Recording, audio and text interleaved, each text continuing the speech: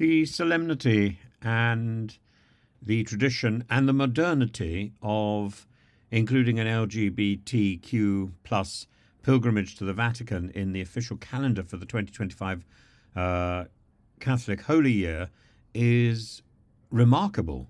This development is both a reflection of Pope Francis's evolving pastoral care and pastoral approach and a potentially lightning rod for controversy within the Church. The Jubilee, a tradition which has become sacred, occurring once every 25 years, is an event of immense spiritual significance. Pilgrims flock to Rome to pass through the holy doors of the basilicas, seeking plenary indulgences and a renewal of their faith. And only a few days ago, the door in St. Peter's was, the wall was bashed in to retrieve the keys so that this door can be unlocked, and a lot of masonry was pulled away in the process. Quite an impressive ceremony, and this is in 2025 an estimated 32 million visitors are expected in Rome, and among them for the first time will be a formally acknowledged LGBTQ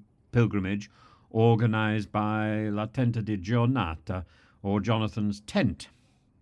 And their event, Church Home for All LGBT plus Christians and other existential frontiers, includes a prayer vigil at the Jesuits' historic Jesuit Church and a walk through St. Peter's Holy Door.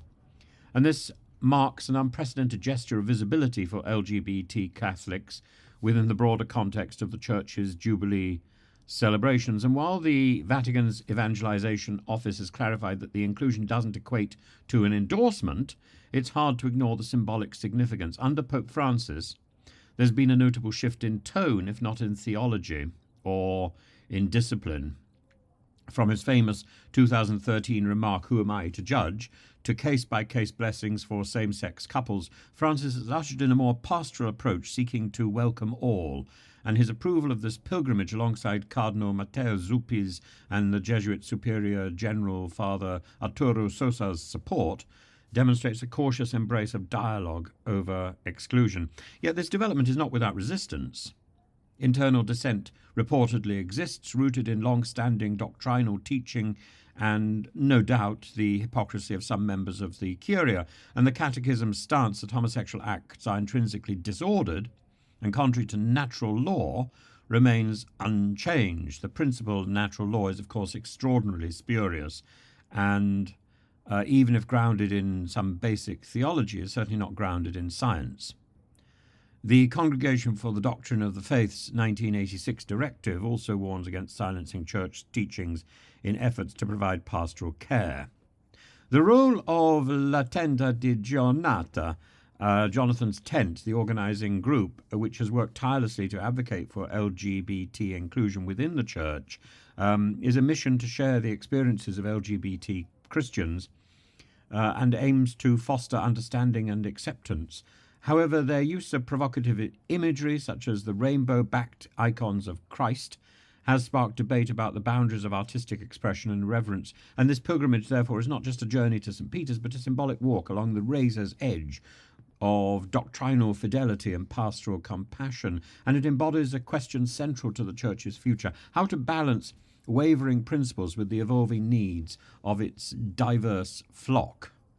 Pope Francis's decision to allow this event underscores the vision of a church as a field hospital, tending the wounds rather than casting stones.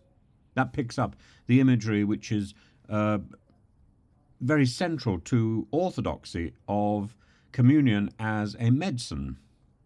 And it also reflects the broader society, broader changes in society, with the younger generations increasingly advocating for LGBT acceptance. And this move could serve as a bridge for those alienated by traditional teachings, offering hope for reconciliation.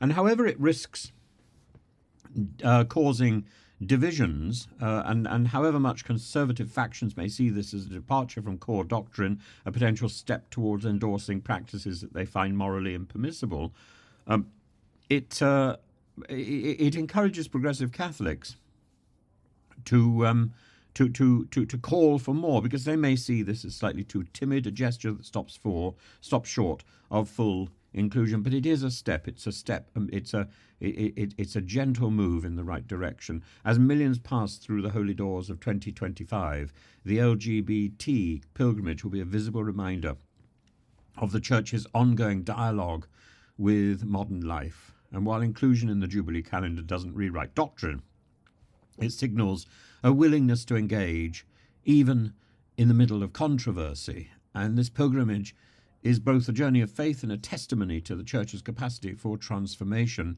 and for reaching out in hope. Whether it becomes a beacon of hope or a battleground of debate and an exposing of the nastier side of people's prejudice and bias remains to be seen. What is certain is the act of walking through these holy doors, regardless of one's orientation or one's past, is a symbol of shared aspiration to grace, renewal, and belonging in the Church's ever-unfolding story. It's a gesture of an open door and the open arms of a church which has itself been admired in so much scandal.